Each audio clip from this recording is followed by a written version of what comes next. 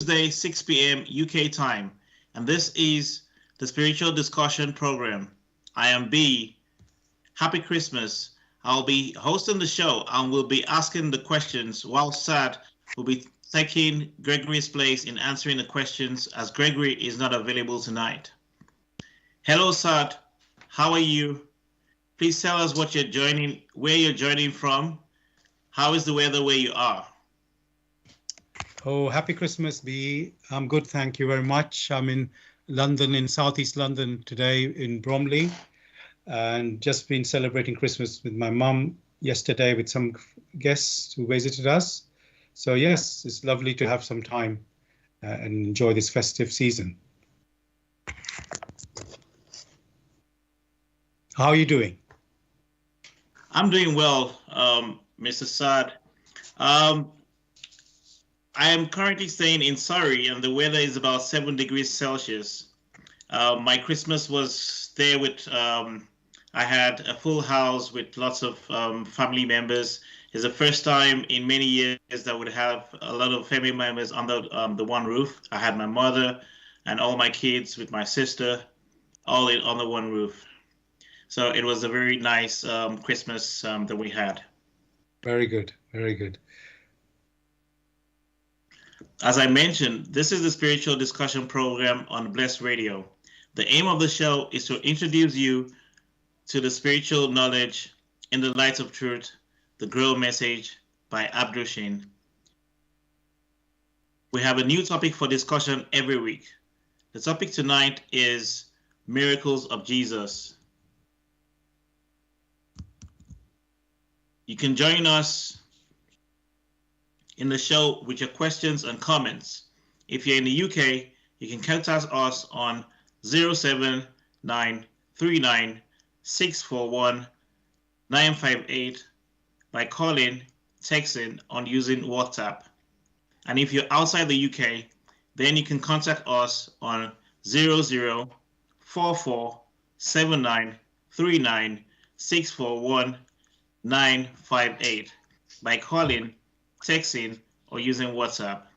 You can also contact us on the chat box on the website. We are broadcasting on Bless Radio 1, that is the number 1.com. You go to the homepage, just scroll down to the box called Bless Chat and send any questions or comments. As I mentioned, you're listening to us on Bless, www.blessradio1.com. That is the number 1. That is the number 1. Also, we're live streaming on YouTube. Go to the youtube.com and type in the search box Bless Radio 1. That is number 1 again. Thirdly, you can listen to Zeno. That is Zeno FM /Bless Radio 1. That is the number 1. I will start with the message of today. What is the Grail Message?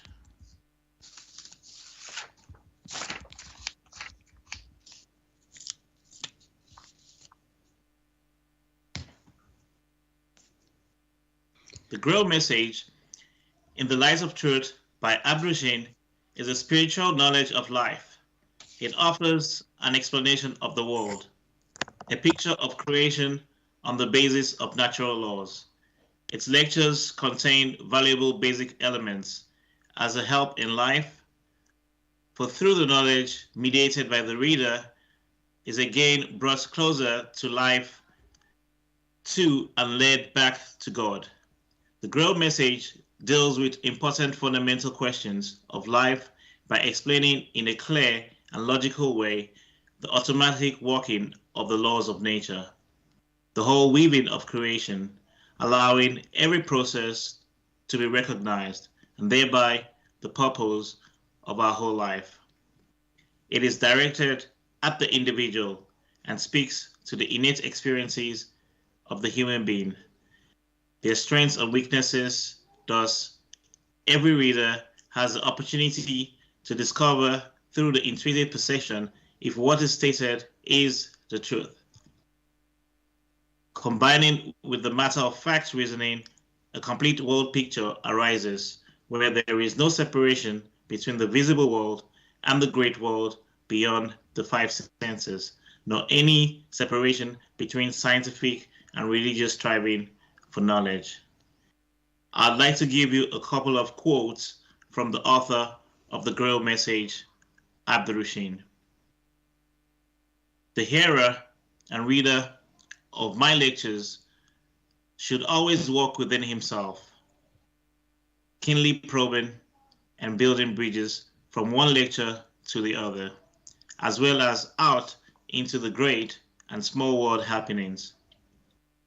Only then will he be able to understand the Grail Message and find that it gradually shapes itself into one complete whole without leaving any gaps. Again and again, in all the happenings, the reader will come back to the basic features. He can explain everything without having to change even one single sentence. The word of the Grail Message lives so that it permits only those people who really carry the honest desire in their souls to find abundantly. All else is automatically rejected by it. For the arrogant and those who seek superficially, the message will remain the book with the 7 seals. I want to give you another quote from the author. I wish to fill the gaps which have so far always remained unanswered in the souls of men. I will never leave any serious thinker in peace if he earnestly seeks for the truth. B, thank you for that, B. I just wanted to say a little address for the listeners about the Christmas. If I can just share that with people. I just want to say Happy Christmas to everyone. May we all receive the blessings from on high at this festive time. We are all aware that at this time, many people living today in the land of Jesus are not celebrating his birth, but are suffering terribly and brutally in the so-called war that is taking place between Israel and Gaza in Palestine. On one side, so that's on one side, the Palestinians, and on the other side, the Israelis, they're waiting for rescue and release of their loved ones. For them and the whole world, we must always have hope and be aware that the will of God always reigns supreme, and the justice and love of God through the laws of nature and creation will bring about the necessary peace and happiness with the just redemption of this human conflict, even if it takes some time. And of course, also in other parts of the world, people are going through their own experiences, earthly experiences. They may be challenging or not, but we must keep alive the call to live consciously in joy, love, purity, and strive to discern the will of God so that we can attain inner spiritual peace on earth and in heaven. Welcome to the show, Saad. Thank you. Welcome to the show, Saad. Thank you for, I just wanted to say, listeners, you might be a little bit confused than the usual way. Today, B, can you explain what's happening today? That you're here and I'm sort of in a different role today. Okay, so listeners,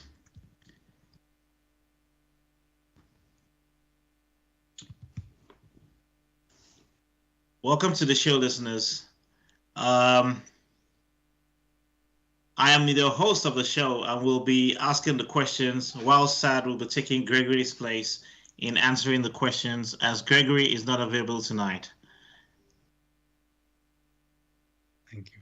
And just remind them the topic for tonight.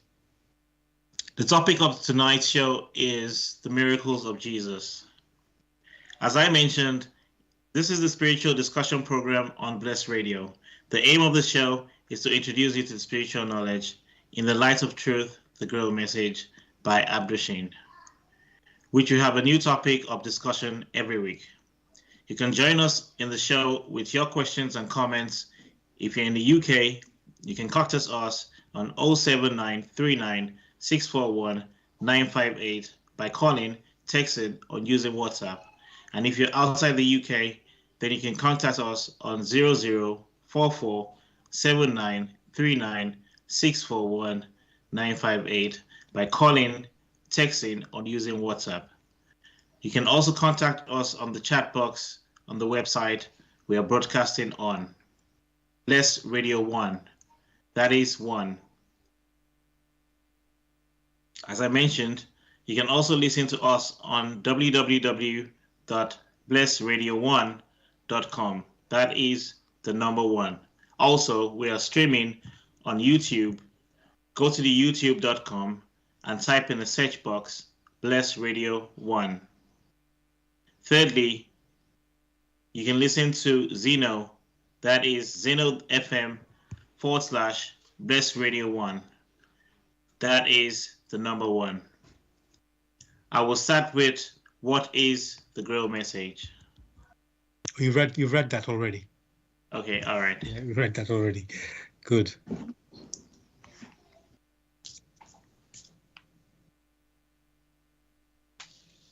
Okay, so we are talking about the miracles of Jesus.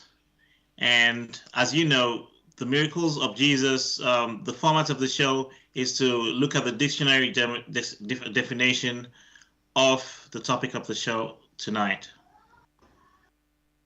I'm going to read the dictionary definition for miracle: an extraordinary and welcome event that is not explicable by natural or scientific laws and is therefore attributed to a divine agency. For example, the miracle of rising from the grave. So, Saad, what do you think? What do you understand about miracles of Jesus and how it comes about with regards to our festive season right now? Thank you for this question. Yes, you know the meaning you've given from the dictionary. I'm just going to repeat it so that we can go little by little on that. It says an extraordinary and welcome event that is not explicable by natural or scientific laws and is therefore attributed to a divine agency. So this is the common meaning that people think what miracle means. However, maybe I'm going to be controversial. I want to say the miracles are actually a natural event, and they are explainable through nature, or they happen in nature, let's say. And whether they can be explained by scientific law may not be possible. So that could be correct. It may not be explicable by scientific laws, but it doesn't mean that what a miracle is not a natural event. It is a natural event, actually. So that's and in the definition we were saying, or you were saying, that because of that being an unnatural event or non-natural event and not applicable, not applying to scientific laws, it could only be done through or is attributed to a divine agency. So I want to say that yes, it can be attributable. Miracles can be done by humans. They can be done through the divine as well. But even if it is through the divine, it is still following natural law, or it is natural. So just because if it's a divine act, it doesn't make it outside of natural law. That's the basic thing. And Jesus, we're talking about the miracles of Jesus. Okay, so what do you mean by natural laws? Because on another definition of natural is existing in a derived from nature, not made or caused by humankind. Carrots cannot contain a natural antiseptic. Right. And the second definition is in accordance with the nature of circumstances surrounding someone or something. Sharks have no natural enemies. So what do you have as an understanding of natural laws? Right. So natural laws, I would say in a very simple way, everything that happens in this world, whether you see it or not see it, visible and invisible, happens in nature. In other words, natural law. So nothing can happen outside of natural law. Anything, so whatever is reality, it has to exist and obey the natural law. So in fact, anything outside of natural law is actually impossible. So it is not possible to have things, outside of natural law. But obviously, I may have to define what are natural laws to get a clear understanding of that. So I can just to give like another example now. People talk about supernatural events, meaning outside of nature or beyond nature. So there isn't anything supernatural. There's no such thing as something supernatural. Everything is basically natural. I know, just to come back on that one, in the dictionary, you're mentioning not by human hand, meaning artificial. So that is something that is not natural. But actually, we humans are also part of nature. So that's why I can say everything that happens within nature and in accordance with natural law. And nothing happens outside of natural law. Okay, so another question that I have is, because we are talking about the topic, the miracles of Jesus, who is Jesus? Is he a religious teacher, or, as the different definition of Jesus in a dictionary here says, the Jewish religious teacher whose life, death, and resurrection, as reported by evangelists, are the basis of the Christian message of salvation? Is Jesus Lord of creation, therefore has power over nature? Okay. I think that speaks to you're asking me multiple things there, so I will go through them one by one. Okay, who is Jesus? Is he a religious leader, a teacher? Yes, but the word religions, it's not complete, because it's about religious can be very, how can I say, specific about something, and it means something else is excluded. So I will use the word Jesus is a spiritual teacher, because religion can be, as I say, something very rigid actually, and fixed. And or let me say, teaching about life. So Jesus came to teach us about life, and he, let me say, spoke in a spiritual language. That's how I can put it to make it clear. So yes, that's in the simple way I can put it. So going back to who Jesus was, as you know, Christians are currently, all over the world, people are celebrating Christmas. So can we maybe look at who the identity of Christ, or shall we say the miracles that he performed? Yes, so the identity of Christ, basically, he is a messenger of God. And I know if we look at, let's say, if we look at certain ways, the Jewish understanding, the Christian understanding, Islamic understanding, and others, we will get different answers. And then it probably will lead to confusion. So that's why I chose the word spiritual, because Jesus came for whole of mankind. Yes, he came to the Jews in Israel or Palestine, so he was talking to them first, but the message he gave is for everyone. So we Christians might think, oh, he came for them. or those who wish to be, to follow Jesus become Christian. But actually, he came for whole of mankind, whether, irrespective of your belief, or non-belief.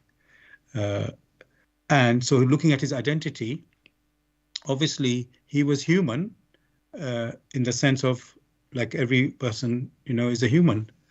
However, you could say, by their deeds ye shall know them. So if you listen to his words, whether in the Bible or elsewhere, you will get a clue that his words were not ordinary human words. They were much higher. In fact, he even said he's coming from heaven. So that gives another clue that he's higher than the earthly humans, or let's say his knowledge comes from a higher source than the earthly. So that was, I'm only going slowly but surely, because at the end of the day, these things need to be understood in, let's say, the concepts need to be understood in a very clear way. And if I go step by step, I will be able to give this picture. So that is, so yes, he came as a human being, but through his words, when you look at them, you'll get to know, oh, it's higher than just a human being. Even you could say the messengers of God that came before him, they could not speak the way he spoke. He had a higher language in how he spoke. So, I mean, people will know that he was, many people called him, and he called himself also, the Son of God.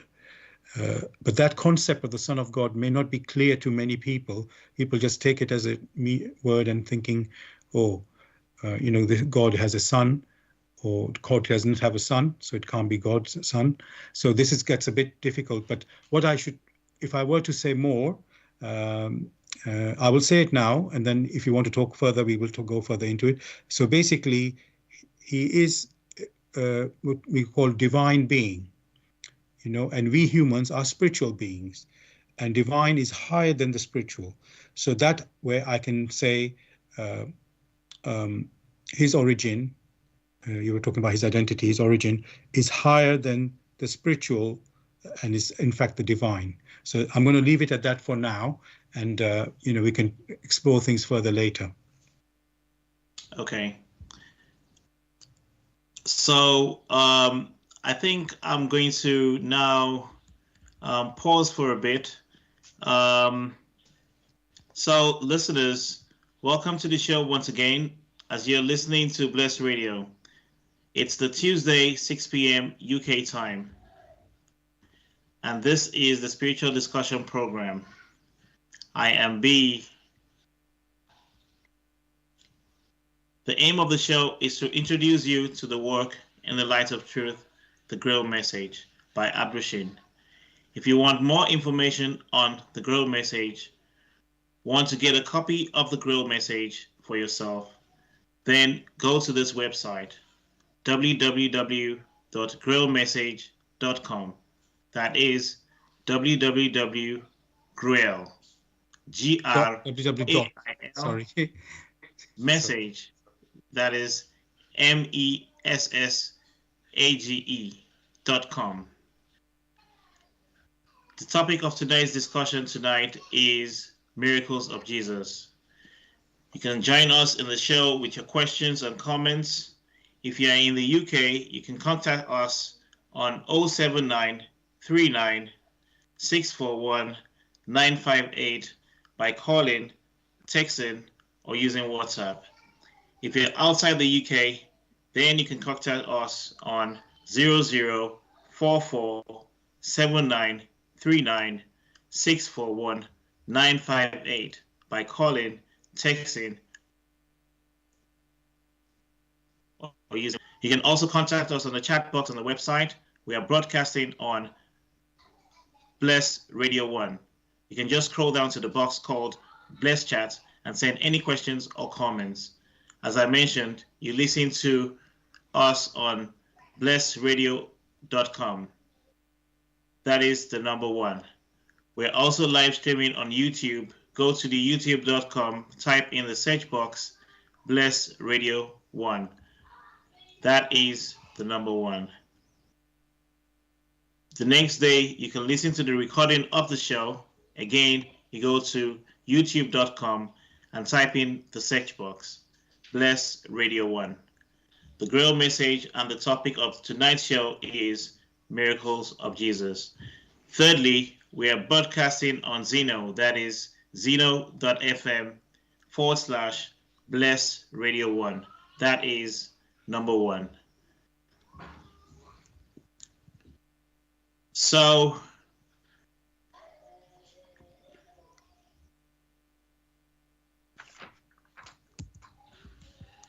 welcome back, Saad. Thank you. All right. I also would like to look at one of the miracles that was discussed in the Bible that is spoken of on account in Matthew 8, to give account of the stories of the miracles of Jesus. For instance, Jesus heals a man with leprosy.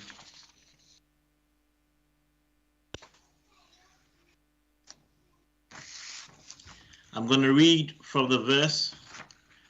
That is Matthew 8, NIV version. When Jesus came down from the mountainside, large crowds followed him.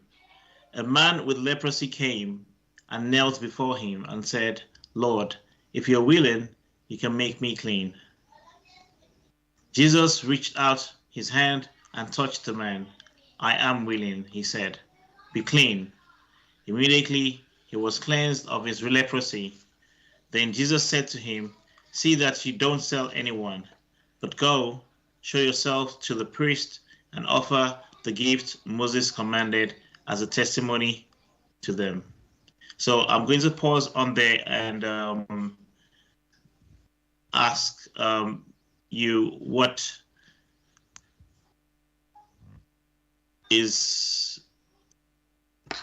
what you understand, or like what this text from the Bible is really talking about.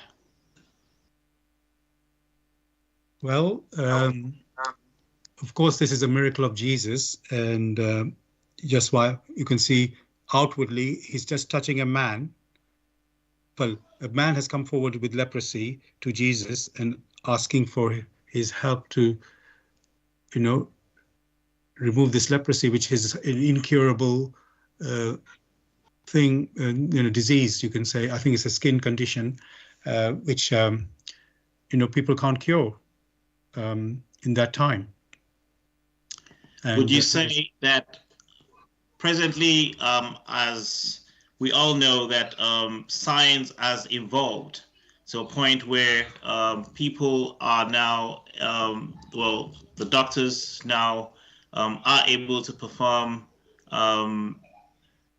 some sort of genetic modification of I would say, just to put it shortly, medicine has evolved to a point whereby, do you need to touch someone?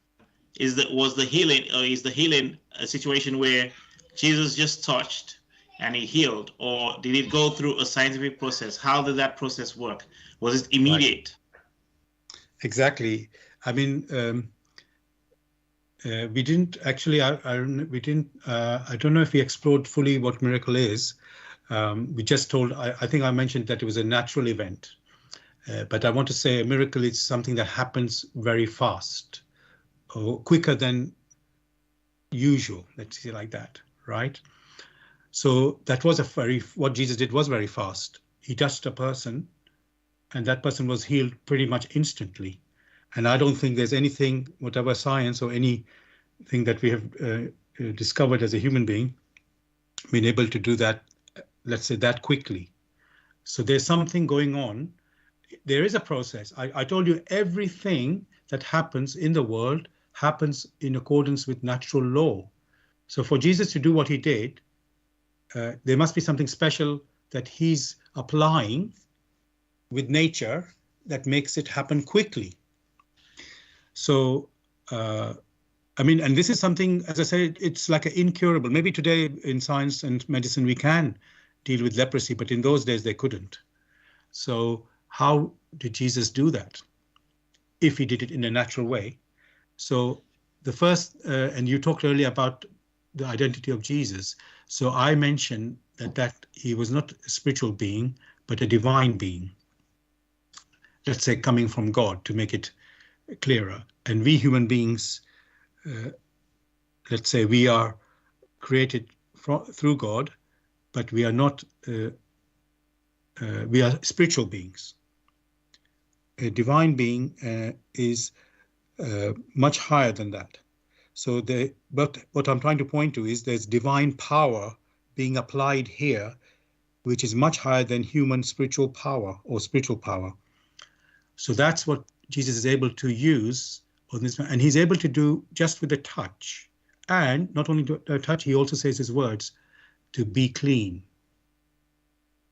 So his words have greater power than a human. And now what is the process? Just touching and the words. Can they just by saying those words and by touching alone, does it automatically mean? Because you and I can touch somebody and that wouldn't happen, right? So there's something else going on with when the way Jesus touches than when another human touches. So there's basically, to explain it, would be there's a transfer of power instantly from Jesus, which is a healing power. Another way I can put it is radiation. Jesus is giving divine power through his origin of being divine and passing it on by touching. And he doesn't have to necessarily touch, but in this case he touches, and then the power is transmitted from him onto that person. And it is a healing power.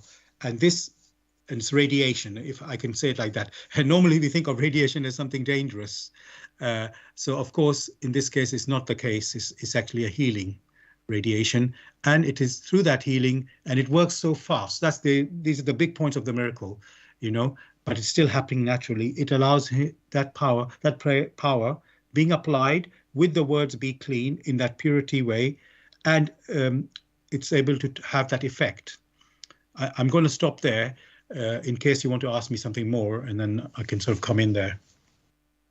Okay, well, I actually have another question. This is also one of the miracles, actually happens to be one of the first miracles that Jesus performed when he was called by his mother. He was invited to a wedding ceremony.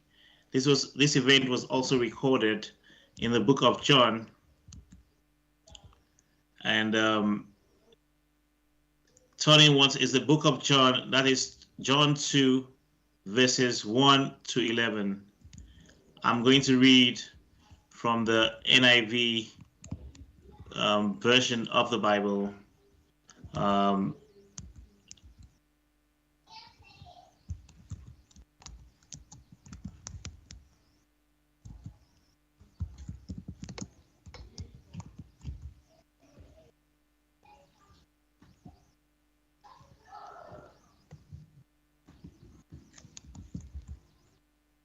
All right.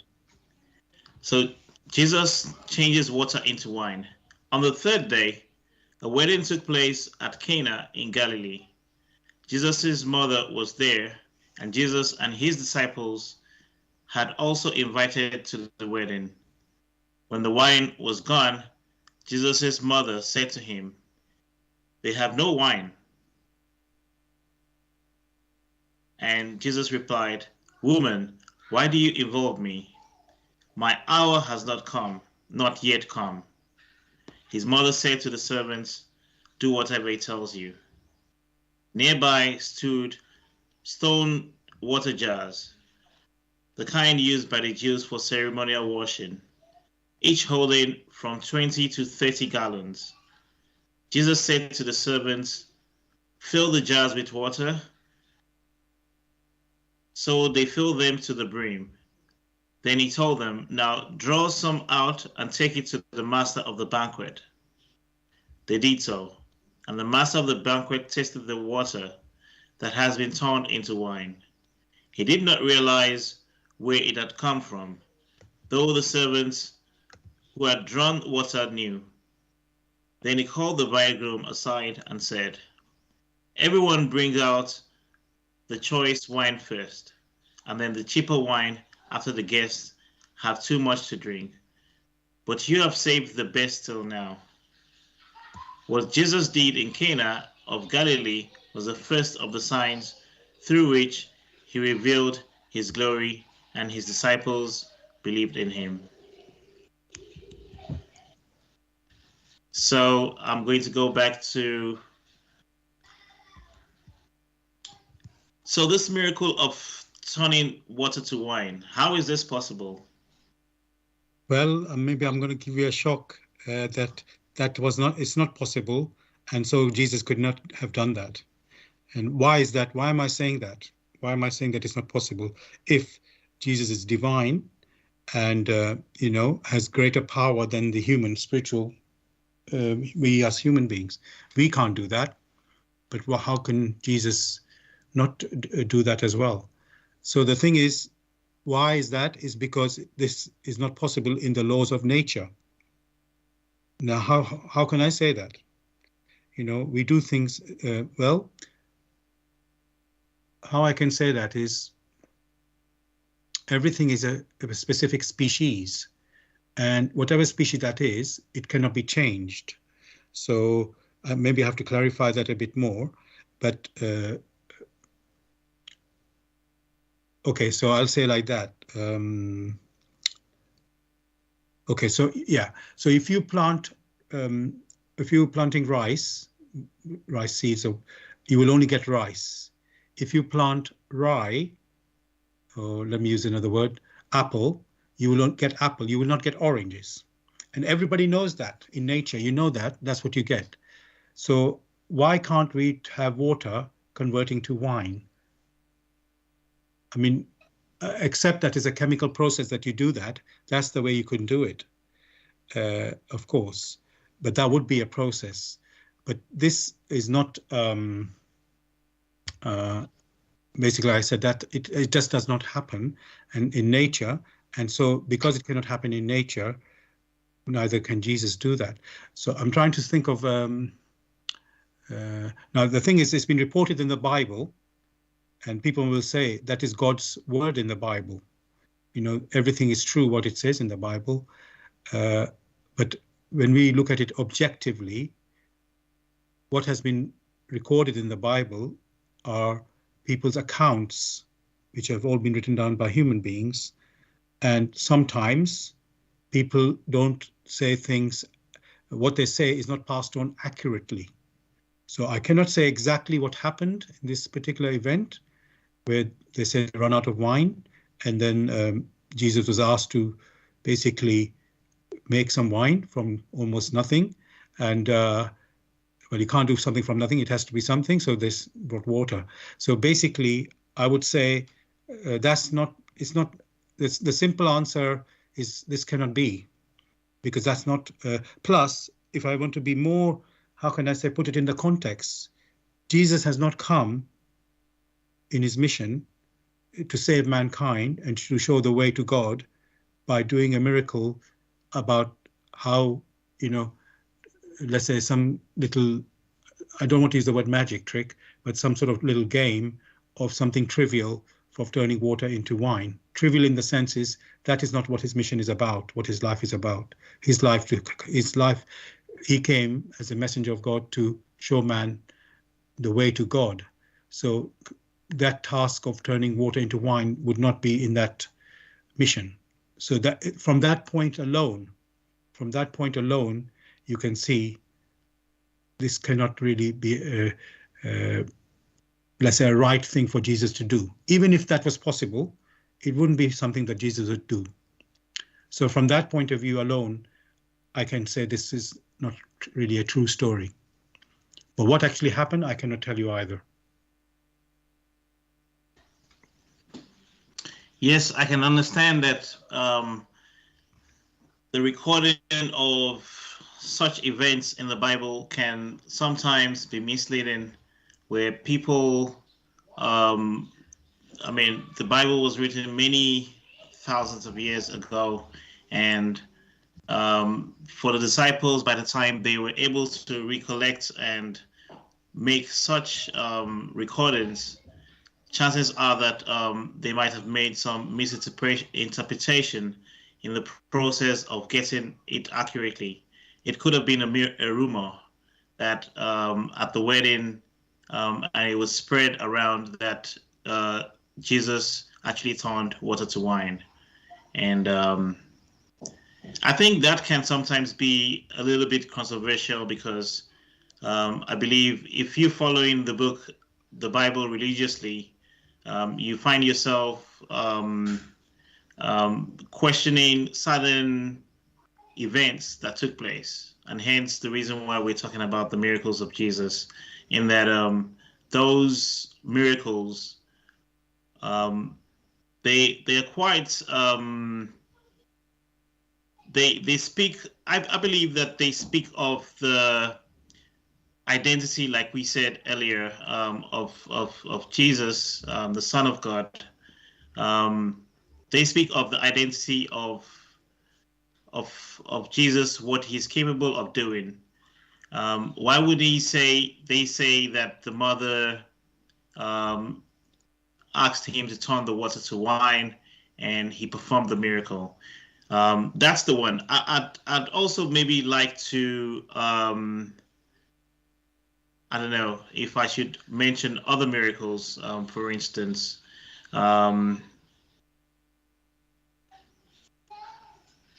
Yes, actually, I was going to suggest that we do go down as many of the miracles as we are able to go through, and because the aim of this show is to explain things in accordance with the laws of nature. If something can happen, it must happen naturally, and it can be explained. So, and what I want to add is, in everything that we look at, we must use our intuition, which is, you could say, our inner voice, the voice of our spirit. You know, because you and I were not there when these things happened, so we are not a witness to what happened. However, once we have the knowledge and the understanding of the laws of nature, we can see if something is possible or impossible. So, and we are always advised in the Grail Message to weigh and examine everything that you come across, weigh and examine in the light of the laws of nature. Because once you know if something works, makes sense in the laws of nature, then it is possible. If it's not makes sense in the laws of nature, then it's not possible. Of course, there's another factor here. We have to have an understanding of those laws of nature.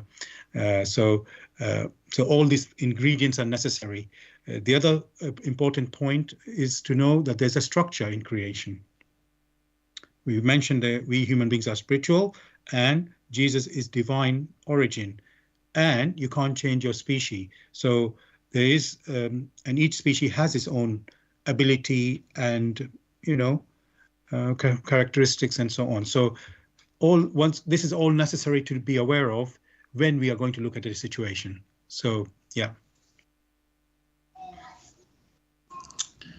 Okay, thank you, Saad, for this answer.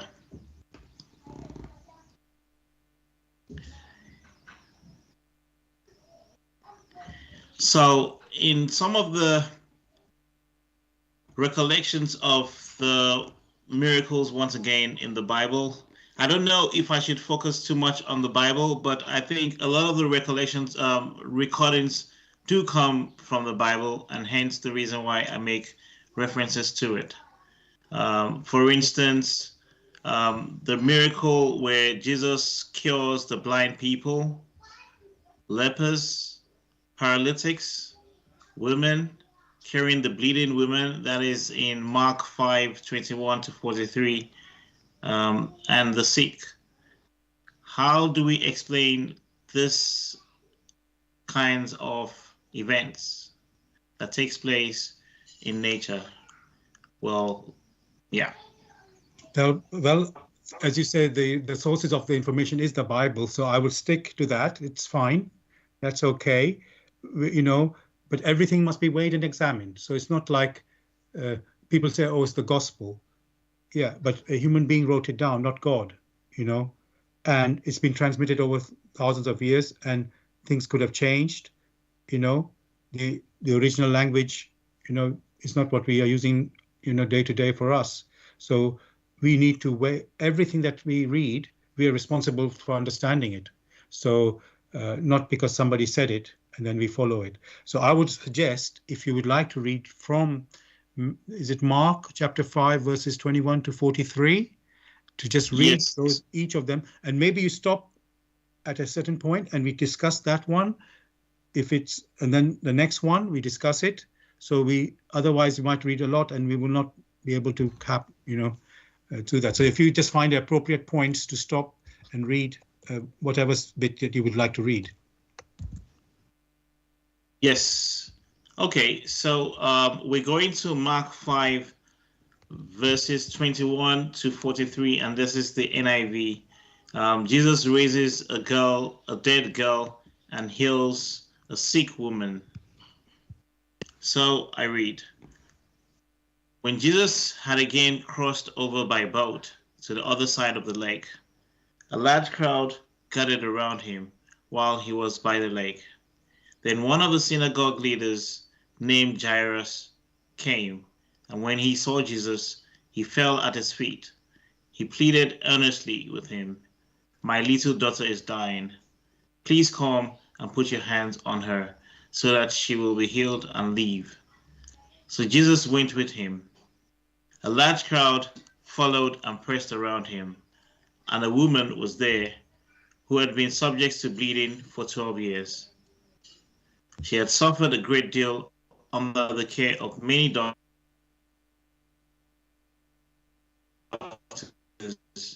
and had spent all she had, yet instantly, when she heard about Jesus, she touched his cloak, because she thought, "If I just touch his cloak, I will be healed." Immediately, her bleeding stopped, and she felt in her body that she was freed from her suffering. Okay, so I'm just going to pause because it seems like this. Okay.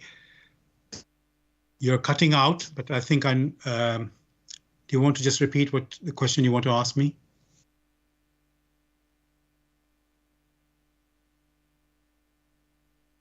Hello, B, can you hear me?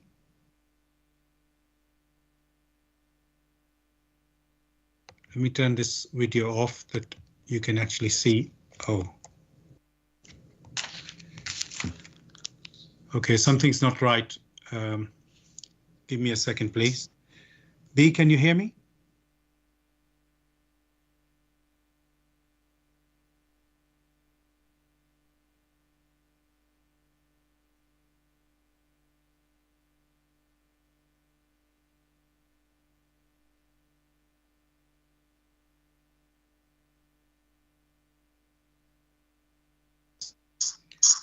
Hello?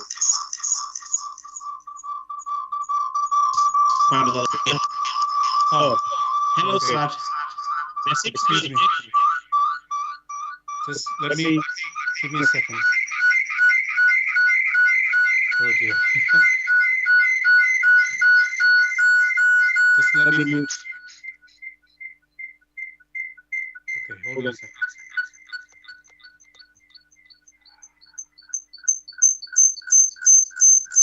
I think, Saad, it may be coming from your side. Yeah, I know there's a noise coming from my side. I just try to close the connection.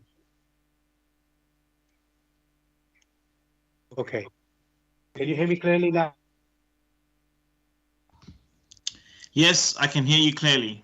Apologies, there was some interference, so apologies for that. So please, can you just say your question? I heard what you read from Mark, but if you can just repeat the question. Okay, so this is maybe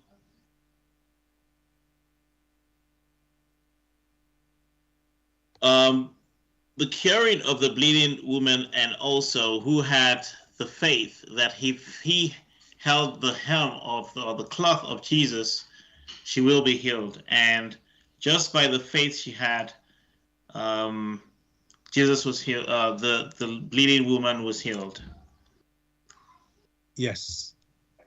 And what would you like to ask me there? So what I was just going to ask is, how is this also possible through miracles, or are we saying that this record was also misinterpreted? Well, the main thing is any event that happens in the world must obey natural law. Nothing can happen outside of the natural law. So the question is, could this actually happen? The bleeding, was Jesus able to stop the bleeding, uh, and just by the lady, the woman able being by touching Jesus's clothes? So now I will say that this did happen, and then the question would be, how did this happen? So again, we have to go back to see that. First of all, just to give a bit of background, I know people would know this already. Obviously, Jesus had, let's say, been healing other people, and his reputation has been going before him. That is why crowds of people are coming around him who are in need of help in terms of healing. And before, when we started, it was the synagogue's leader who approached Jesus. But before he could go any further, this woman came forward to touch Jesus, who's bleeding. Now, so what happened that allowed her to get healed from her bleeding? And well, this again, in a way, the answer will be the same with every single miracle that Jesus performed. He, being a divine being, carried divine power, which is higher than the spiritual power that the human beings carry. But he, not only is it higher, it's very concentrated and focused. And so even his clothes, his own power reaches his clothes. And so not only you don't have to touch his body necessarily, the clothes themselves, let me say, the divine personality of Jesus radiates. You know, people would see it from his face, from his features, how he looks. And so it permeates into his clothing as well. So the power now is in the clothing that he wears and around him, you can say. And then if somebody touches that clothing, they will get affected by the power. And here you can say the power is working where it is needed. So Jesus is, let's say, love. Let me put it another way. You know, Jesus is also the personification of divine love, or God's love. He is God's love on the earth. That's how. Okay. All right. Saad, I just wanted to maybe go a little further with the Bible recollection of the lady who. Okay, so I'm trying to look at which part of the verse this is. So just maybe give me a second.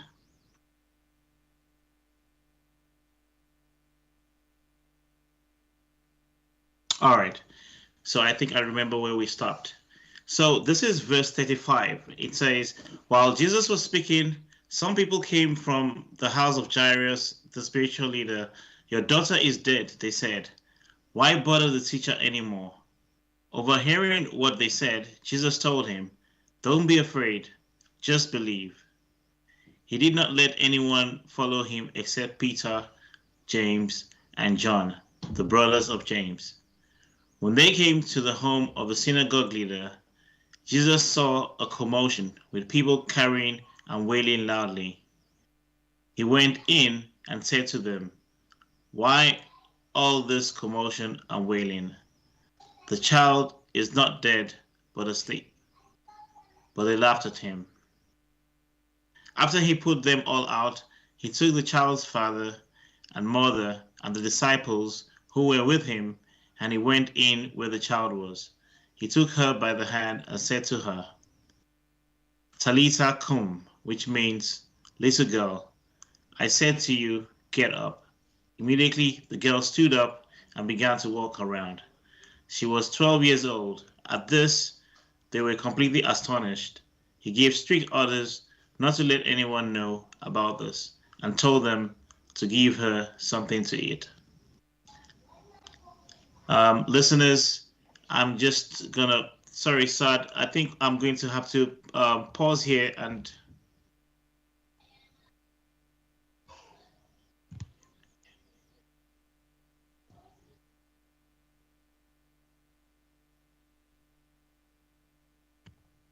Hello? hello, Saad, can you hear me? Yes, I was going to suggest, B, let me answer this bit now, and then you can do your sort of announcement after I finish that, because you need to flow. You need to flow with the what you're saying. Okay. Yeah? Yeah. So what question would you like to ask me on this account? On this account, the little girl was told to have passed away, or like to be dead. And Jesus went and Jesus said, the child is not dead but asleep. What did he mean by that? And how would he have brought the child back to life? Let's put it that way. Because they thought the girl was dead. Right. The child was dead. So, I mean, one thing to know in everything that we do, there's a process, a natural process. You know, birth is natural, death is also natural. But we are so scared. With birth, we have a lot of joy, but with death, people are scared that they're about to die, as if that's the end of your life and everything. Well, it's the end of your earth life. It's not the end of you. Because what you really are as a human being is a spirit, a living being, which inhabits the body for its earth life. So the birth is the beginning of the earth life, and the death is the end of the earth life. So every person who is born will die. This is normal and natural. Now here, a girl of 12 has died probably through some illness that she's suffering. You know, something must be terrible there for her to die at just 12. Anyway, so Jesus has been approached, and by the time he arrives, it looks like he's too late. And as you said, Jesus said, she's not dead, she's sleeping. But the people have said she's dead, or they're pretty sure that she's dead. So how can there be such a difference of opinion on this matter? Well, the way I can explain this is Jesus talks in a spiritual language, not in the literal earthly language that we normally speak. So when he's saying she's sleeping, he's referring to the spirit being sleeping, not the body. Because when we think somebody, most of us, we think the body is the real person. So then when he dies, oh, the body has, you know, the body's not functioning, the heart is stopped. That means the person is dead. But the real living being that is inside the body is the spirit, the human spirit. And that is actually eternal. So that even after the earthly death still carries on. So what's happened here, to give the complete sort of clarity on it, the spirit lives in the body, and when it is dying or has died, the spirit, there's a process of spirit leaving the body. Now that normally takes some time. And she had only just died, earthly death, right? So the spirit was still in the body, and Jesus was able to speak to the spirit and call her back. That's why he told her to get up. Little girl, I say to you, get up. He was talking directly to the spirit. And that allowed this, and the spirit heard her. The girl's spirit in that body heard her, and she has to bow to God because Jesus is giving a command from God there, get up, and she has to listen.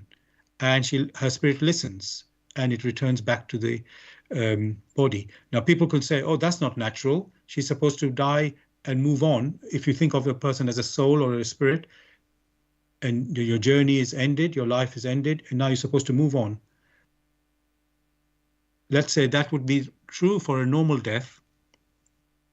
When you're old, your body cannot have, because another question could be, normally you die when you're old. So your body is actually weakened and the spirit cannot be held by the body. And that's why the spirit can be released and move on. Here, this is a young body. There's definitely, it has the capacity to hold on to the spirit still. So Jesus was able to call the spirit back into the body, and straight away it happened again. The miracles that Jesus did always were instant, as you can see, always instant. And immediately the spirit listens, and it, as I said, hasn't quite left the body. It takes time to leave the body. It could be some days, it could take longer than a few days. So this was not even days. And here Jesus was able to recall that spirit back into the body, and back to life she was on the earth again. Okay, thank you, Saad, for that explanation. I think it's I just, yeah, it makes a lot of sense what you have explained to me. So thank you once again.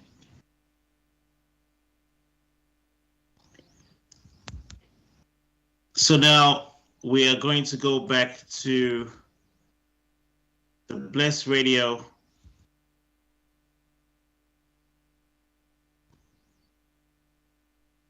So listeners, you're listening to the Blessed Radio. This is the spiritual discussion program on Tuesday evenings from 6 p.m. to 8 p.m. UK time.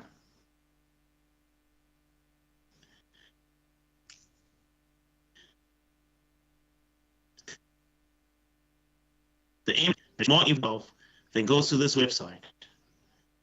That is www.grailmessage.com. I repeat, www.grail, that is GRAIL message, MESSAGE.com.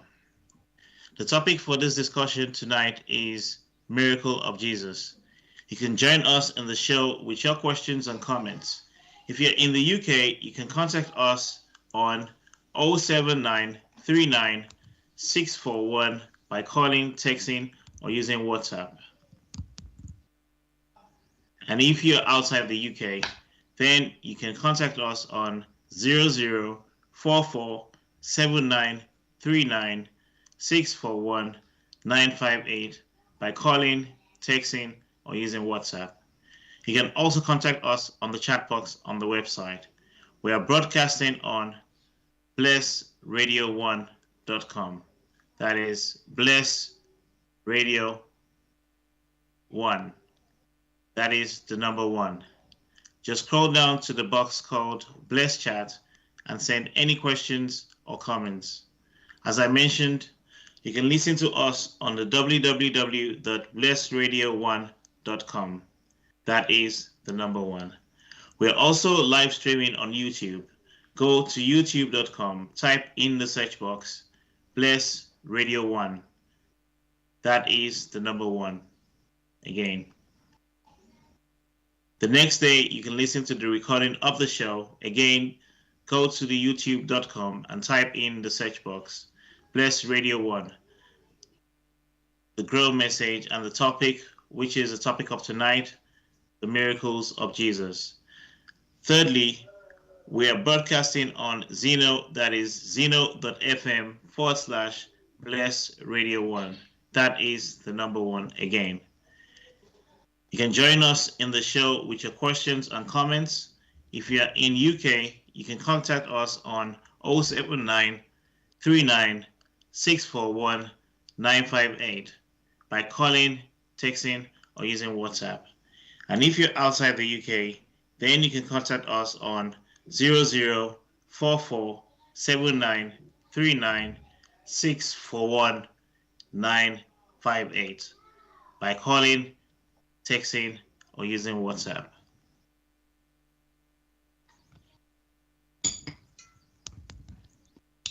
So, okay, Saad, I think we can also explore other types of miracles that would have that was also further recorded.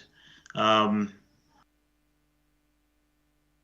about the miracle of feeding the multitude? Would we say I think, let me look for the verse right now. Um,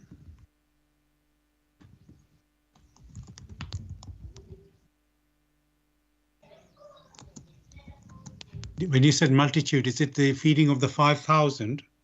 5,000. That is correct. Okay.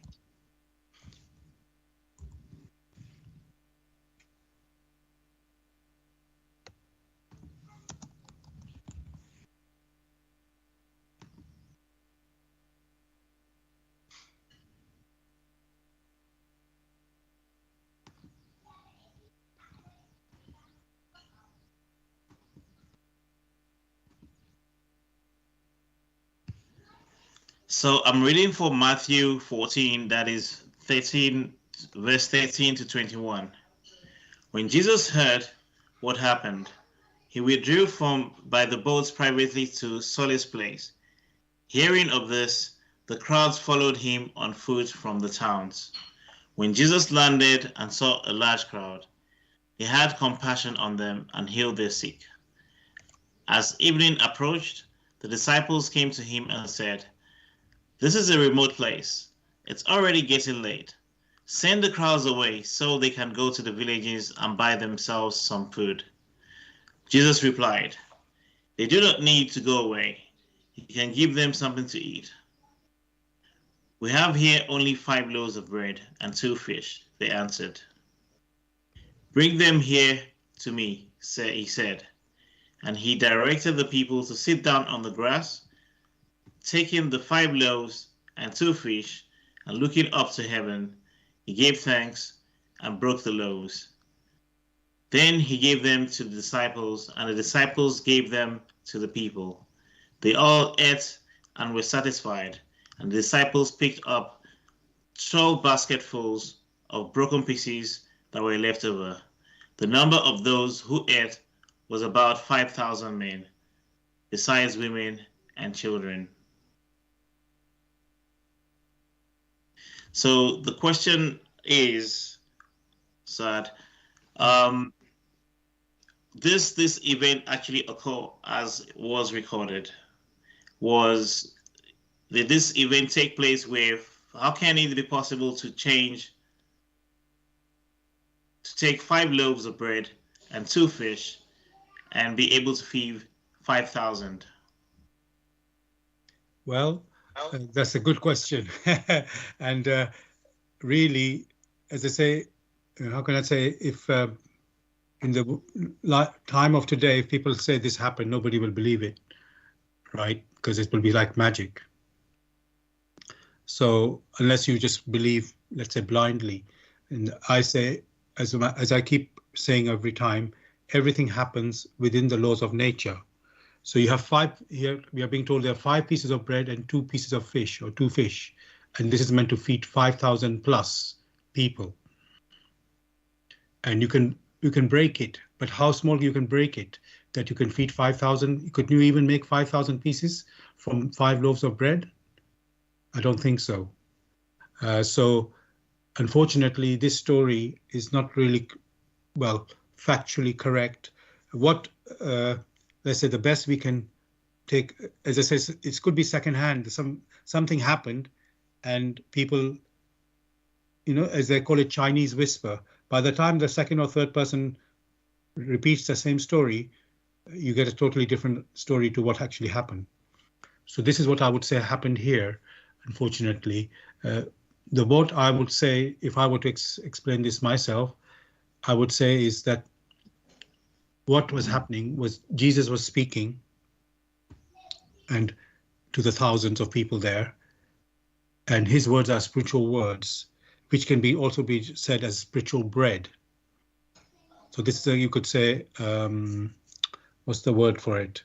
Not hypothetical, but like a picture story. Take it as a picture story, not literally. So Jesus spoke out his words, which reached to the crowd, and they were filled with, with the, how can I say, the words of knowledge that he gave, that the spirit was satisfied fully, because sometimes, as you know, you can be hungry and then something can happen to make you, let's say, let's say you watch a film or something that is exciting for you, and your hunger will disappear. Things will happen which can override your, let's say, other physical needs that you might have. So because that there's something much higher that is outweighing that. So as I say, Jesus came to give, to preach and to give knowledge of God to the human beings. And when they heard him, they felt, let's say, so uplifted spiritually. And that made them feel full, in quotes, but not this is in food, spiritual food they were fed with, rather than physical bread and fish. So somehow the story seems to have got twisted or distorted to the actual meaning of what happened. And as I say, these people who are reporting, it's a second and third hand. So as I say, unfortunately, there's a possibility of misreporting or distorting the actual happening. I think it might be more that we should probably look back at the definition of supernatural event. Would you say this was supernatural? It's an event that took place spiritually, basically, as a supernatural event. So the bread was a spiritual food that was handed over to the multitudes, and they were fully fed. Well, again, supernatural would not be the right word, because there is nothing supernatural. There's only natural. Supernatural implies it's outside of nature.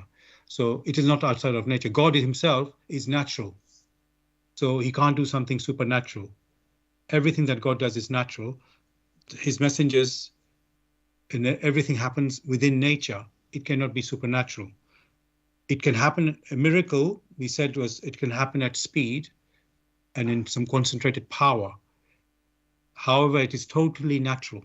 Nothing is outside of nature. So supernatural normally means outside of nature, above nature.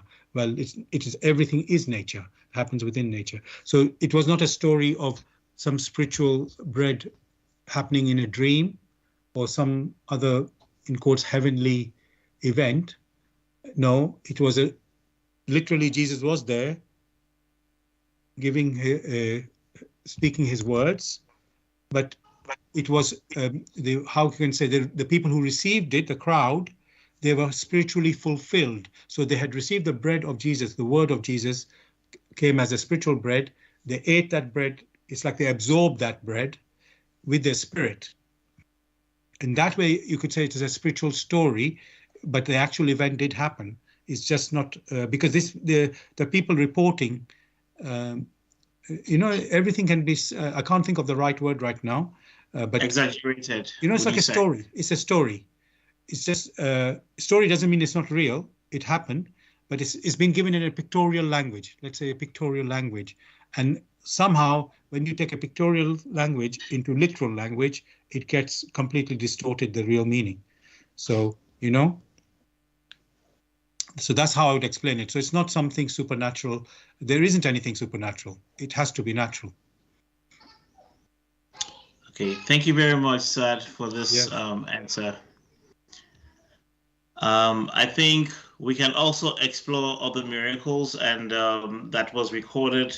I think if we were to take the time to go through all the miracles, it will take quite a bit to cover every single miracle. But we'll take one last one, which is the miracle of Jesus calming the storm, and also Jesus walking on water. I think the question first would be, what happened when Jesus it was recorded that he was on a boat, and there was a storm, and the storm, the disciples of Jesus were alarmed and afraid about the storm, and Jesus was asleep on the boat, and they wondered, what kind of man is this who is, we are literally afraid, and he's sleeping. I don't know the right quotes. I'm still trying to look for the specific verse number. Um, However, the recollection is that Jesus um, woke up and repeated the words, "Peace, be still," and the storm quietened. I don't have it in the right words, so I would it? Do you think should I read the verse? If you're able to find it, please do find it, because I remember the one where he was not sleeping. So it looks like there's more than one story on that. If you are able to find it, while I can talk a little bit what you've just said in the meantime, and then you can read it once you found it, you can just tell me, and then you can read it from there. So I'll just respond to what you've said so far. Okay. Yeah. Now, as I say, everything happens with the laws of nature. And you talked about wind. Well, that is from nature, isn't it? We all know that very clearly. Weather, it's completely in the land of nature. So, and yes, of course, we do get storms. This is also quite normal that we know that it happens. The thing is, here, Jesus, whether he was asleep or not, he was able to command to the wind to calm, and immediately it became calm. Now, that again points to Jesus' identity, as you mentioned earlier, being the Son of God, being divine. And the divine, again, higher than spiritual. So it has a power which can have an immediate impact and effect on, other things, as we've seen already with healing that Jesus has been doing. So yes, Jesus can command nature, in this case, the wind. Now, the wind itself is not a living being, Up till now, we've been saying communicating with living beings, or let's say with a body, and things happen. So the process is, but it's still a process. There's still a process. So what I want to say to that, although Jesus would not have spoken about this at that time, so nature, there are nature beings which control the weather, and anything to do with nature, earthquakes and so on. So yeah, it's not just a physical movement, of air coming from one direction and then no, there are nature beings and who actually control these winds and other such natural forces, let's call them. And so again, Jesus, coming from the origin that he comes from, a divine being, does have, and he just speaks it, he doesn't have to even touch. And that immediately is understood by those nature beings, and they act immediately to do that. And another way to see it is, whatever Jesus says or does is in accordance with the will of God. And everything has to bow to the will of God. So when Jesus speaks, it is the will of God also speaking there. And automatically, nature will respond accordingly. So if he says stop, that's what's going to happen. The wind would stop. And again, it looks like, oh, that's not really possible. But no, it's not just a switch. It's not his turned on and off switch. The beings that control the weather, they are in control of that. So if he can speak direct to those beings, the nature beings that control the wind, he can do that. So this is a little bit more like a fairy story, if I'm honest, compared to the other more scientific or way of seeing things, but there are other beings. We are not the only beings. We know there are animals, but there are other also invisible beings, so many things happened, like earthquakes and other events, and all we say it is nature. That's all we say, but there's more to it than this, a process of nature. There is something else. There are creatures and beings involved in all these events. But I know Jesus would not have said it to the people to explain that to anybody, because nobody would was ready at that time, had the ability to even understand it. But in the world of today, let's say, we have, let's say, a greater capacity to see, well, we are supposed to be able to see these things, with a proper understanding. So I'm going to stop there. Just want to check with you, P, did you find anything in accordance for that story that you were talking about?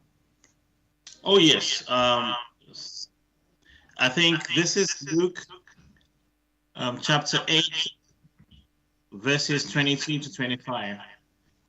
Okay, I'm hearing an echo here. Is this probably from my side? Okay, what I'll do, I will go on mute and then you can read.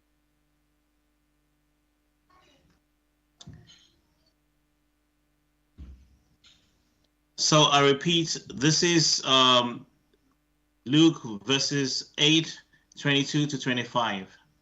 One day Jesus said to his disciples, "Let us go over to the other side of the lake." So they got into a boat and set out. As they sailed, he fell asleep. A squall came down on the lake, so that the boat was being swamped, and they were in great danger. The disciples went and woke him, saying, "Master, Master, we're going to drown." He got up and rebuked the wind and the raging waters. The storm subsided and all was calm. "Where is your faith?" he asked his disciples. In fear and amazement, they asked one another, "Who is this? He commands even the winds and the water, and they obey him." So what I explained with my answer, was that sufficient for your, in my answer, or is there something further you'd like to me to talk about? Oh no, I was just rereading the verse for the purpose of the listeners. Right. I believe you have answered my question, and yes, it is. You gave a very pertinent answer, which I think I'm happy with. Yeah. I just want to add one more thing, actually. Jesus asked, "Where is your faith?" And if you notice in the previous miracles, the people who approached Jesus, they all asked him for something. So everything was done, let's say,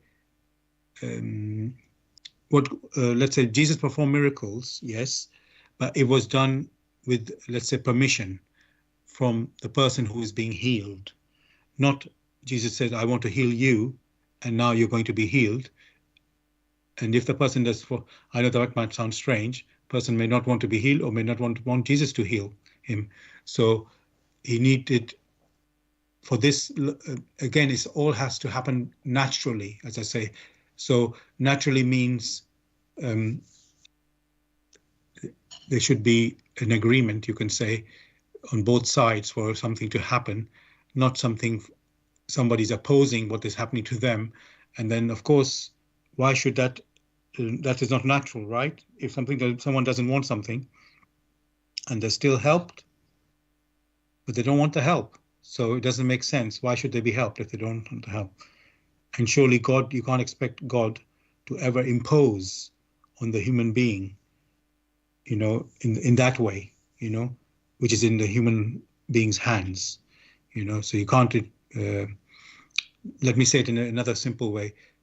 God has given us, every human being, a free will, and he doesn't remove that free will from anyone, and he never will. So the free will is part of you and remains with you. And, it is, let's say God himself is perfect.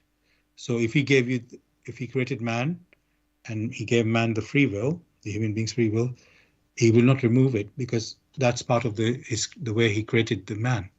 It's part of that. And I can say another way, whatever God needs to do, because his laws are perfect, he's able to do within the laws. So this might sound a bit hard to understand, but actually, yes, God is able to achieve whatever he wants within his natural laws. He never has to work outside the laws, because otherwise it means the laws are not perfect. He is perfect, and then his laws should be perfect. So whatever he needs to do, he can do it within the natural law. So it's all possible with, let's say, all possible. What is meant to happen will happen within the natural laws. Thank you once again, Saad. I'm happy with your answers, and I would like to once again remind listeners, you're listening to the Blessed Radio. This is the spiritual discussion program on Tuesday evenings from 6 p.m. to 8 p.m. UK time. The aim of the show is to introduce you to the walk in the light of truth, the Grail Message by Abdul. If you want more information on the Grail Message or want to get a copy of the Grail Message for yourself, then go to this website, www.grailmessage.com. I repeat, www.grail, that is GRAIL, message, that is MESSAGE.com. The topic for tonight's discussion is miracles of Jesus. You can join in the show with your questions and comments. If you're in UK, you can contact us on 079 39 641 958 by calling, texting, or using WhatsApp. And if you're outside the UK, then you can contact us on 0044 7939 641 958 by calling, texting, or using WhatsApp. You can also contact us on the chat box on the website. We are broadcasting on blessradio1.com. That is blessradio1. Just scroll down to the box called Bless Chat and send any questions or comments. As I mentioned, you can listen to us on www.blessradio1.com. That is the number 1. We're also live streaming on YouTube. Go to youtube.com, type in the search box, Bless Radio 1. That is the number 1 again.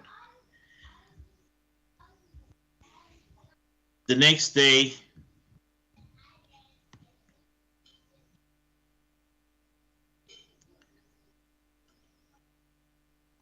you can listen to the recording of the show. Again, go to youtube.com and type in the search box, Bless Radio 1, the Grail Message, and the topic tonight is the miracles of Jesus.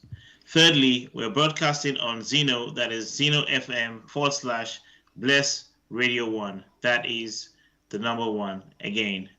You can join in the show with your questions and comments. If you're in the UK, you can contact us on 079 39 641 958 by calling, texting, or using WhatsApp. And if you're outside the UK, then you can contact us on 0044 7939 641 958 by calling, texting, or using WhatsApp. So thank you, Saad, once again, and thank you, listeners, for tuning in to this important topic of today's lecture.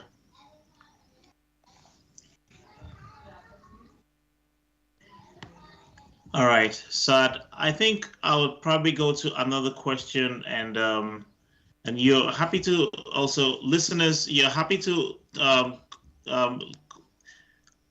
contact us on the numbers mentioned previously so that you can join in this topic of discussion. I think the other miracle of Jesus, which I would like to also refer to, was the miracle where Jesus was walking on water. And I think this is one of the profound miracles I believe a lot of people I don't know if it's the word controversial or use the word no human being has been found to be able to have walked on water. I mean, we know that it's not possible. Something that is dense, standing on water would not float and would definitely sink. And this must have um, uh, surprised or frightened the disciples when they saw that Jesus was walking from afar in on the water.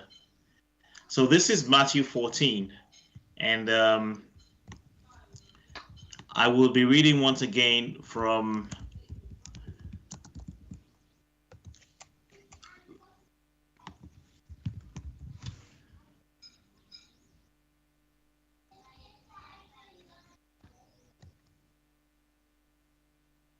that is chapter Matthew 14, chapter 22. Okay, so I begin to read. Immediately, Jesus made the disciples get into the boat and go on ahead of him to the other side, while he dismissed the crowd. After he had dismissed them, he went up a mountainside by himself to pray. Later that night, he was there alone, and the boat was already considerable distance from land. Buffeted by the waves because the wind was against it, shortly before dawn, Jesus went out to them, walking on the lake. When the disciples saw him walking on the lake, they were terrified. "It's a ghost," they said, and cried out in fear. But Jesus immediately said to them, "Take courage, it is I. Don't be afraid." "Lord, it's you," Peter replied. "Then tell me to come to you on the water." "Come," he said. Then Peter got down out of the boat, walked on the water, and came towards Jesus. But when he saw the wind, he was afraid and beginning to sink, cried out, "Lord, save me." Immediately Jesus reached out his hand and caught him. "You of little faith," he said, "why did you doubt?" And when they climbed into the boat, the wind died down. Then those who were in the boat worshipped him, saying, "Truly, you are the Son of God." When they had crossed over, they landed at Gennesaret, and the men of the place recognized Jesus. They sent the word to all surrounding country. People brought all the sick to him and begged him.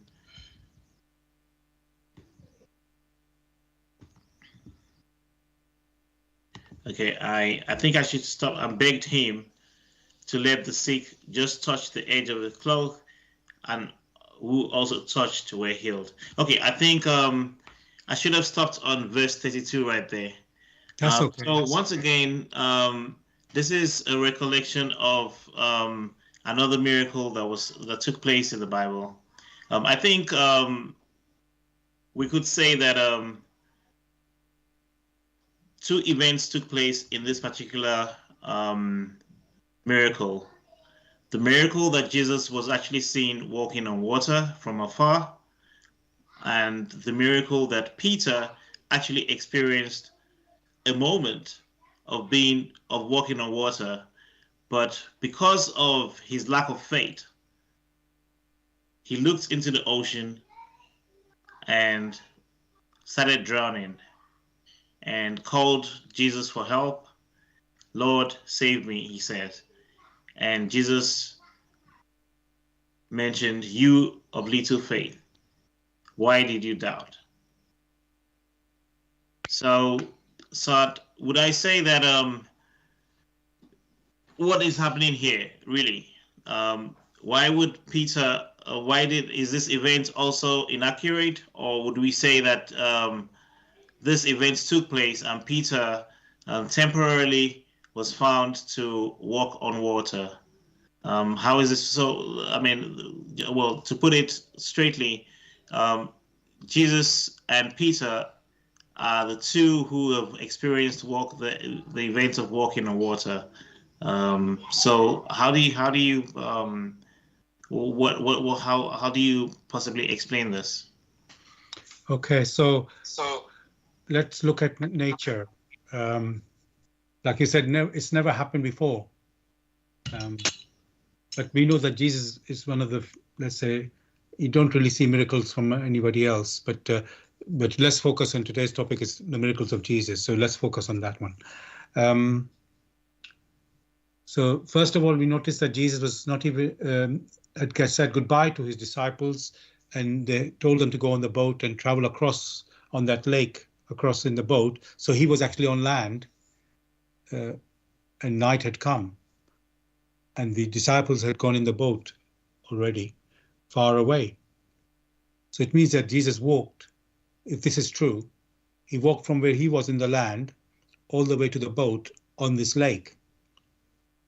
And in the middle of the night, it appears there. Although that's a side point whether it's in the middle of the night. So can this really happen? Well, as you said already, water, I mean, you need, if you're going to go on water, you need something to be sitting on or something that can float, that can take you across. And Jesus didn't come across on the boat from what we've seen here. So it means he walked, like you say, walk on the water. Well, the bottom line is that cannot happen in nature. Something has to carry you across.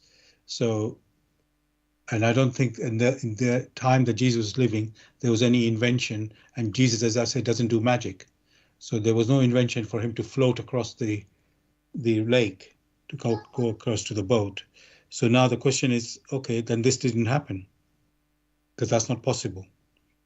I mean, I have to say, I don't know what the actual way this account has come from. To understand it, I don't understand it. Because what's supposed to happen at the other end, Jesus has joined them on the boat, and then he cuts out with his disciples at the other end, and the crowd is waiting, or people are waiting to be healed. So somehow this is not making sense at all. And the other one point you mentioned was about Peter, who he thought he would come and join Jesus on the water, and then suddenly he got scared because of the wind. So I have to say, I don't know what exactly was this true story here, but what I can say is not true is that Jesus walked on the water, and neither did Peter walk on the water. It's just not real. That story cannot be real. And I don't know, as I say, what they were describing here, if I'm honest. But in accordance with the laws of nature, that cannot be happening. You just need something to be able to walk on, to go, to walk on the water, but not simply walk, And I know some people have tried to explain it away. Maybe it was a shallow thing, there were stones underneath and so on. But when you're in the middle of the lake, you're not going to be able to walk on stones. So that's not real. So I'm afraid, yes, this is it's not even a event that actually happened. So that means it's not even a miracle because it didn't happen. I think, unfortunately, stories are woven. So there are real events that happen, and then people want to embellish with some other stories on top, which never happened. And then make the thing look, oh, this is a miracle now, because God can do, in quotes, what man cannot do. In quotes, impossible things, God can do them. But impossible means you do something illogical, inconsistent with logic, inconsistent with nature, what nature is capable. Because everything, as I say, has to be a process which can be explained. It must happen in a natural way. So, and this event, we know, is not in nature's way. So how is it that Jesus has enormous power? For sure he has. And yes, we saw it in the healing, how he could, manifest that. But still, the healing is a power touching somebody. And, let's look at something that maybe even today scientists won't agree to it, but there's something called magnetic healing. So, which is still not of the level of the divine healing, but is something, let's say, similar. But that can happen with a human being, with that. So, but here we're talking with divine power. So let me say it another way to make it easy to dismiss in a way. Jesus did not come here to do tricks to prove who he is and what he's come to do. He's coming here to help mankind. So walking on water doesn't help mankind. So in that sense, you can dismiss it from that point of view. Feeding 5,000 people with 5 pieces of bread and 2 pieces of fish, that is not what he has come to do. He's come to show man to save his soul, and saving his soul is to not to sin, or if you do sin, you redeem the sin. You know, so eating fish, walking on water, this is not what Jesus' mission is about. So I think people have embellished the true stories of Jesus with some extraordinary fiction, if I can use that word, and try to make him look greater than he is great already. He doesn't need any extra sort of embellishment to make him look greater, you know. So I will say, if I'm to explain it, how these things can come about, this is what I can. I cannot prove this in a way, but what I can be sure about is that there are natural laws which cannot be broken, and Jesus himself, and the natural laws are perfect from God. God himself is the law, and he's perfect. So if we work everything in perfection, that is the only way these things can be explained, and it has to be logical, you know. The whole process is logical. So if it doesn't add up, either we haven't understood it properly, the process, or it is impossible. So that's how and I think the other way, as I say, to assess it, is this how Jesus you think would work? Is that what he's come to do? And when you think deeply in that way, you'll very quickly realize, no, this doesn't add up. This is not what Jesus come to do. So this can't be true. Thank you very much, Saad. Your question does shed a lot of, your answers pretty much sheds a lot of light to this topic of discussion. I think I'm going to go to, or do we just have a look at if there are any questions on... Okay, I will check. Yes, because I am checking the people contact, if there's anybody contact me. Oh, yes, we have a question. Somebody has just sent in a few moments ago. They have quite a few points they've said. Okay, the first question is, can you shed some more light on the feeding of the 5,000? It's in John chapter 6, verses 1 to 14. B, could you just look that up, please? John chapter 6, verse 1 to 14. And if you can read that to me. Okay, John chapter 6. John chapter 6, verses 1 to 14. I mean, I know we're running out of time, so I'm just worried that we should not quite focus on, especially okay, so I'm just going to sort of summarize it because I don't think it's, we have dealt with this already. So I just want to say, oh, sorry, it's completely something else. Okay, so I misunderstood that, B. That was the second question. So the first question was, can you shed some light on the feeding of the 5,000? Okay, so that, for me, that is outside of the laws of nature, so it can never happen. So it didn't happen.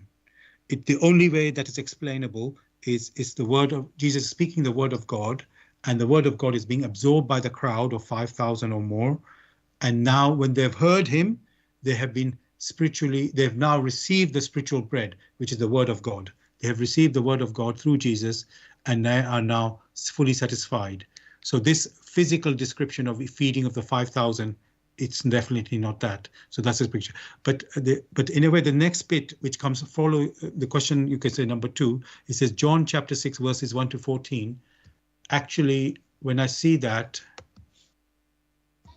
sorry, can you just check that, B? Is that? Yeah, that's correct. That's the same verse. I'm sorry. I'm sorry. I you know what? I typed something else. I typed John chapter 1. Oh, okay. And that was completely something different. Which is basically just to say what it's about.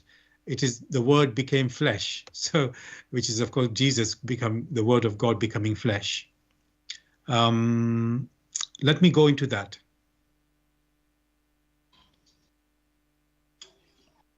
Okay. Yes, go ahead, sir. Yes, actually, just before I do that, the listener has put their own, how can I say, understanding of the one topic we were just talking before about Jesus walking on the water.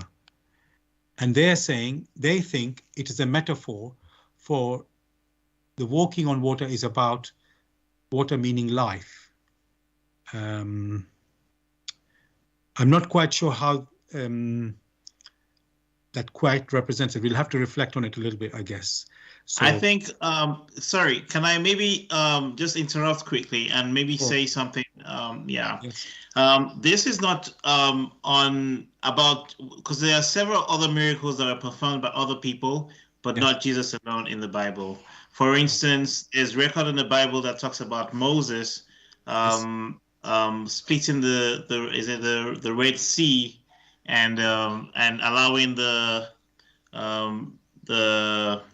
Israelites to escape from Pharaoh. Yes, actually, now you mentioned that, I think we should just mention that that also is a miracle, but again, natural. And so the thing is, did that really happen? The question would arise, because that story you could say is also reported, and whether it's in the laws of nature or not. Well, obviously, we don't see a parting of a sea every day, or even hear of doing that such an event. So how on earth, if that is true, is it true, number one? And if it's true, how did it happen? So actually it is true, and that means it must be natural if it is true, and that means Moses was able to, get the sea to do what let's say it was required to do. So obviously Moses is not a divine being. He is a human being, a messenger of God. So he has a connection with divine through, being a messenger of God, with the divine, with God himself. So, and he was given this stick, which seemed to act, through his commands, but always the commands were not never there was any game going on. It was always something that was necessary and needed. So it was a tool that was given for him to perform the miracles that he needed to perform. So, and what I would say is, nature beings are always there in nature. And of course, Moses didn't speak direct to any nature being, not like Jesus did, right? When he calms the storm. However, the message is being communicated to them. So I will say that event is about timing, because it's not just the stick that he puts a stick in the ground and then the waters just part just the moment he does that, almost as if, how can I say, he can make that happen at any time he wishes to make it happen. No, it was an event. I have to say, the exact explanation of it I have not been able to, I cannot say exactly how that would have happened, but maybe the waters were actually low at this moment, and then there was enough, they were parting, and that gave that opportunity, because obviously they had to cross only on land. They didn't have to swim across. But Yes, must have been an event that just happened in that moment, which allowed, and they happened to, obviously, it's not just coincidence. They were being guided, and they would have been guided right to this point where the crossing would be possible. And then sure enough, it was a short-term event that the waves could only stay apart for a little while, and then they come together. I mean, but it would, I have to say, there would still be the need for cooperation with the nature being. So I would say Moses was given the power, using that stick, to communicate with the divine beings, with the nature beings. So there was something there which allowed him to do that. So that's how I can explain it. The full depth of that explanation I wouldn't be able to say, but it would still have to be, but this thing would still have to be natural, so the real point is also to always remember the nature beings are there, which let's say most of us may not even be aware that such nature beings exist, and they do control these things, the weather and the waters and so on. So if you can communicate to the nature beings in whatever way that you can do, it has to be God's will, of course, not just to make games, not a party game that I just put the stick down and you do exactly what, it has to be in that way of the will of God to be fulfilled. And then, of course, everything has to cooperate, let me say, in that activity. And that's how Moses was able to do that. Thank you very much, Saad, for your answer. And we are running out of time. Yes. So I'm going to be reading one quote, the quote from, that is the forward for your guidance. The bandage falls and belief becomes conviction. Liberation and redemption lie only in conviction. I am addressing earnest seekers only. They must be able and willing to examine this matter objectively. Religious fanatics and irresponsible enthusiasts may hold aloof, for they are detrimental to the truth. As for the malevolent and prejudiced, they shall find their sentence in the very words. The message will strike only those who openly carry within them a spark of truth and the yearning to be true human beings. To all such, it will become the shining light and staff. It will lead them unswervingly out of the chaos of the present-day confusion. The following word does not bring a new religion, but is intended as the torch to help all serious listeners and readers find the right path, which leads them to the longed-for height. Only he who bestows himself can advance spiritually. The fool who uses extraneous aids for this, in the form of ready-made opinions of others, only walks his part as if on crutches, while ignoring his own healthy limbs.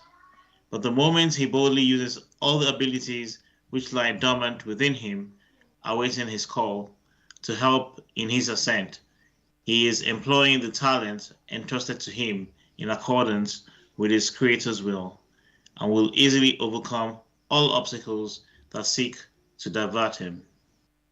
Therefore, awake. Genuine faith lies only in conviction, and conviction comes solely through an inflexible weighing and examining. See that you are truly alive in the wonderful creation of your God. Abdushin. And there you have it, listeners. I think we are now drawing to the end of the show. The topic of today's discussion is the miracles of Jesus. And Saad, have you got something to say to the listeners? Yes, I do. Yes, thank you. Now, this topic we covered a lot tonight, the various miracles of Jesus. In fact, it was even another one which we didn't get to cover, which is the exorcism or driving out of sort of demons or evil spirits which possess human beings.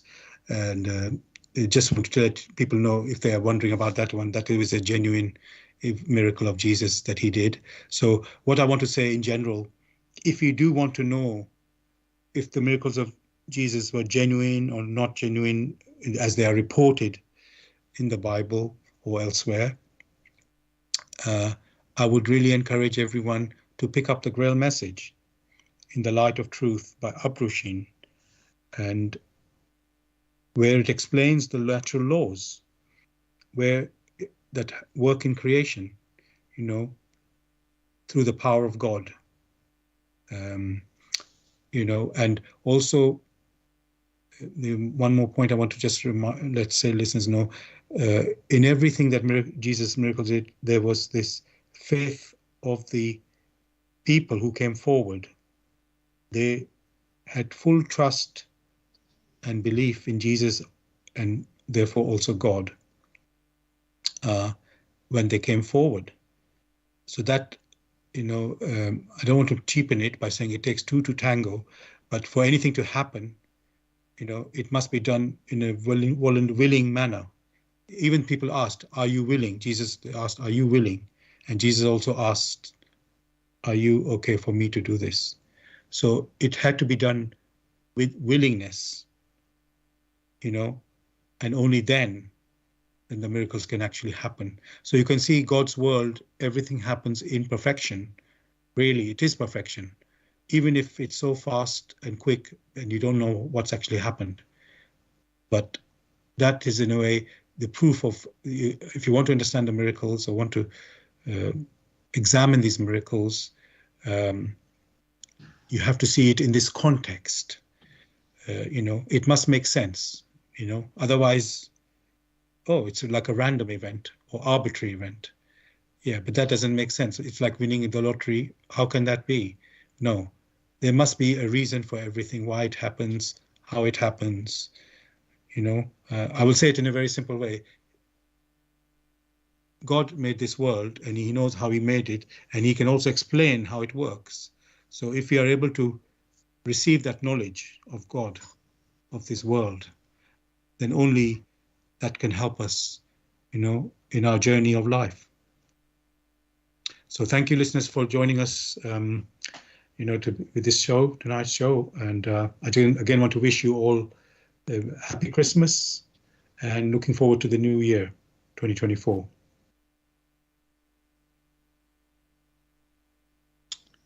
Happy Christmas to you, Saad. Have a lovely festive season with your family. And to the listeners, Merry Christmas to you. Have a lovely week and goodbye.